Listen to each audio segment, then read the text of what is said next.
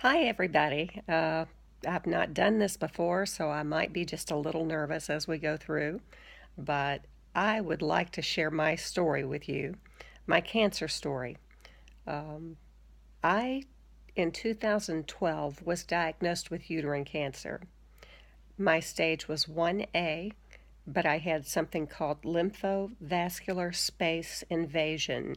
That means that the cancer had gone into my lymph area on its way to the lymph nodes, I was told.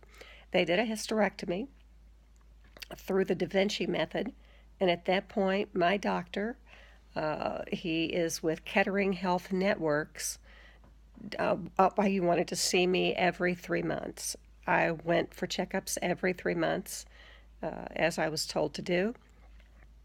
During that time, I was only seen by his physician assistant. My doctor never saw me again. And for 3 years, this went on. They never gave me any blood work. They never gave me any testing at all. I never had a CAT scan. I never even had an x ray. And I was thinking, based on the results from my visual exam every 3 months by the physician assistant, that I was fine. And I was given a lot of encouragement. Um, 2015 rolled around. And for the first time in my life, I decided it was time to ride a bike and try to get in shape. So I went out and I bought a bike, a $500 bike, which I would never have done in general because I just don't exercise.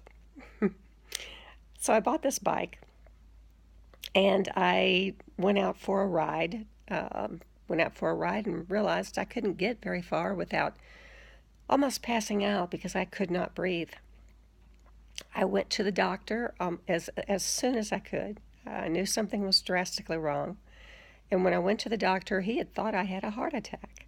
He gave me an EKG and thought I had a heart attack. So sent me to the emergency room at the local hospital where they admitted me and said, "No, Miss Pearl, you have not had a heart attack, but oddly, we do see some scattered spots on your lungs." And I did not know what was going on. The lung doctor came in, and fortunately, I was always with friends who were there with me. But he, at that point, thought that I wasn't going to make it. He said, "Look at your exam." So he showed me the CAT scan, and there were about 25 or 30 tumors, very, very small, on each of my lungs. And then he says, "There's something pushing up in your liver. It's on the dome of your liver. I don't know what that is." So they scheduled me to have a biopsy of my liver. And it turned out it was malignant. It was also a 3-inch tumor in my liver, accompanied by 4 other tumors in my liver. I'm sorry, 3 other tumors in my liver. And then I had tumors around my heart, tumors in between my chest, tumors around my spine.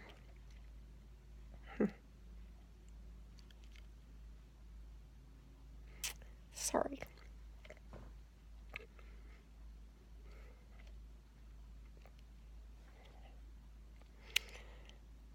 I didn't think life was going to go on.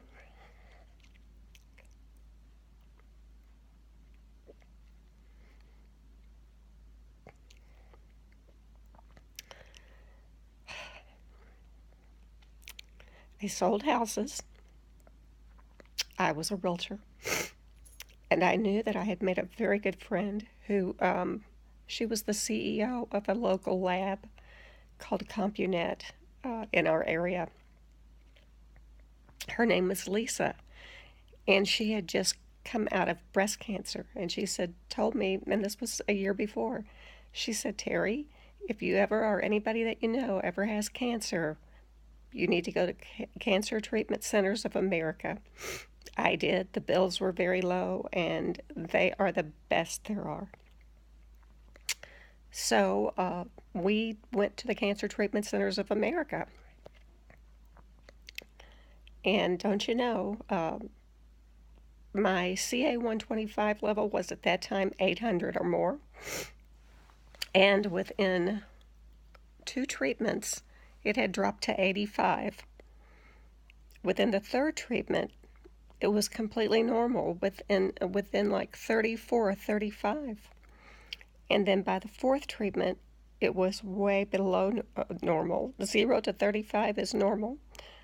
It finally wound up at 11. And that's how they determined that I was having great response to the carboplatin carbotaxol treatment that I was on. I went through 10 treatments of carbotaxol carboplatin.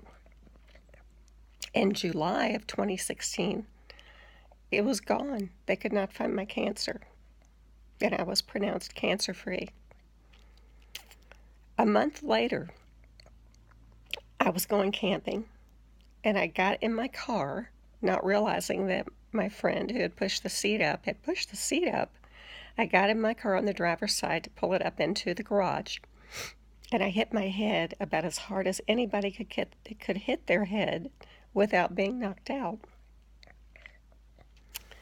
When I did that, I went for 9 days until I had aphasia so badly that I could not put two words together and make sense.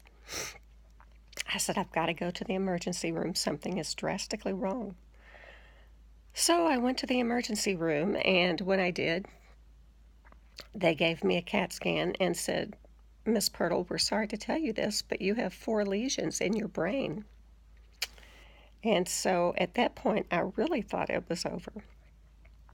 So I went to the Cancer Treatment Centers of America once again, and they put me immediately on steroids and gave me 15 rounds of radiation. And I have had tremendous response with that. After that, they discovered that my cancer was back in my abdomen and other places.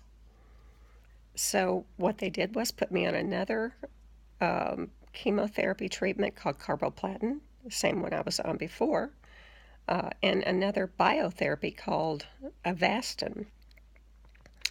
And at the end of a 3-month trial on that, they discovered that it was growing. So I was getting more and more cancer, and nothing was stopping it. And now I am on immunotherapy, and they since think that I have had lung cancer. I don't know why, but they could not determine at first. It was of undetermined origin. So they didn't really know. They were assuming it was uterine cancer, but now they think it perhaps was lung cancer because it's acting that way. My nodes were covered, even on my clavicle area, and in my para-aortic area, and now they have found some around my spine in T10 and T11. But during this time, I have really had a reckoning with God. And I have learned that forgiveness is very, very important to your healing. I believe firmly that God is working with me and is trying to prepare me for whatever is to come. So I am working on forgiving everyone I can think of, and I want to ask for their forgiveness for anything I've ever done to them. And if I've ever offended them in any way, please accept my apology.